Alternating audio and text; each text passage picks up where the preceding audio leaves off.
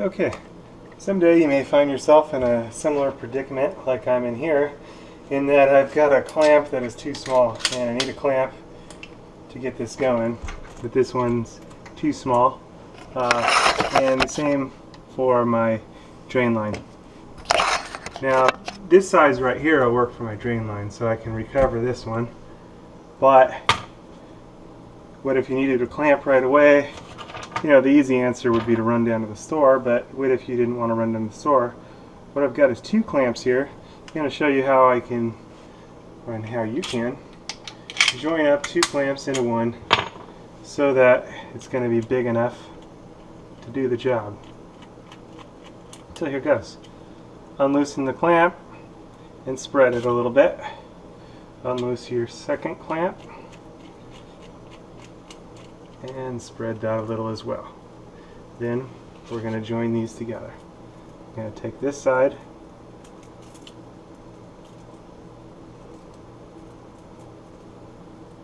and we're going to tighten this side down.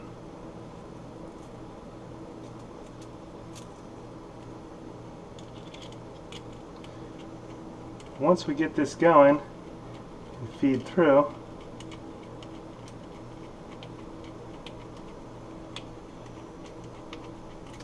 that should work just right, and we'll be able to feed through the opposite side. Now we'll get this one through most of the way because we don't want this to be too big.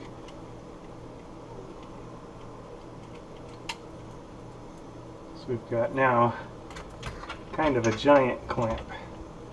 But anyway, once we get to a convenient spot, we'll go ahead and get this side started.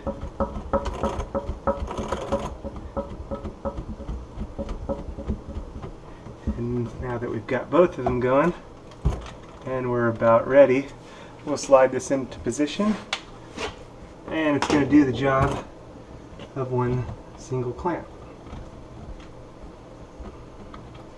And you want to position it somewhere where it's going to be easy for you to get to in the future, and you actually want both clamps to be easy to get to in the future, both sides.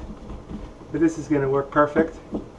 When tightening this on for a garbage disposer, do not over tighten it. The seam for the garbage disposal runs right through the center of that drain hose line, and it's very easy for it to snap apart. So don't over tighten it. Snug is good. You can always leak check it, which is what we'll do here. Make sure everything's good. Now we can take off this clamp because we don't need this one, and we'll be able to use our larger clamp.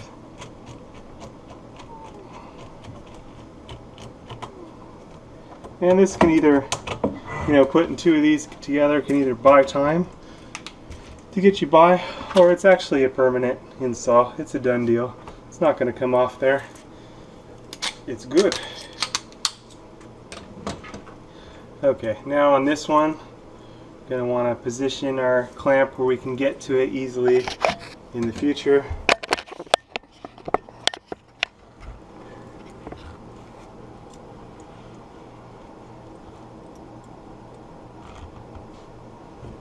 With this one, I'm going to link it on.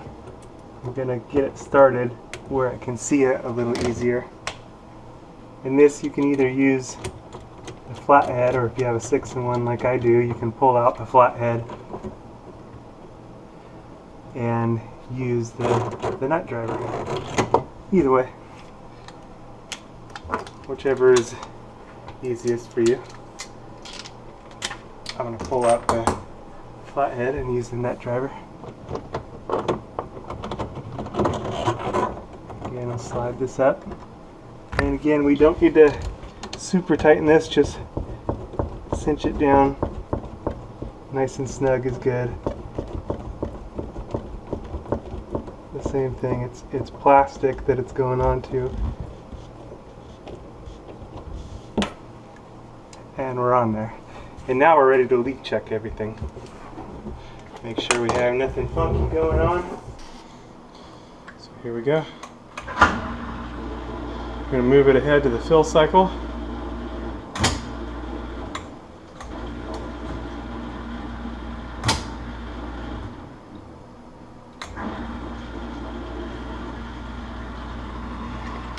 You hear the water going in now. And I'll feel the supply lines, look for any leaks. Everything's good there. We're going to want to feel up at our air gap. We're going to want to watch the top of our air gap. Make sure no water spews out of there. Now I'll go ahead and advance it to the drain cycle.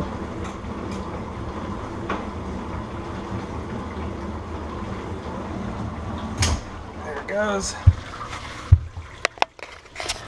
And we'll feel up there for any water. Everything's nice and dry. And we're good to go. No water. Good, good, good. Should be draining into our disposal drain line. Nice, beautiful new air gap. Good to go. And now the dishwasher is precisely how it should be, having an air gap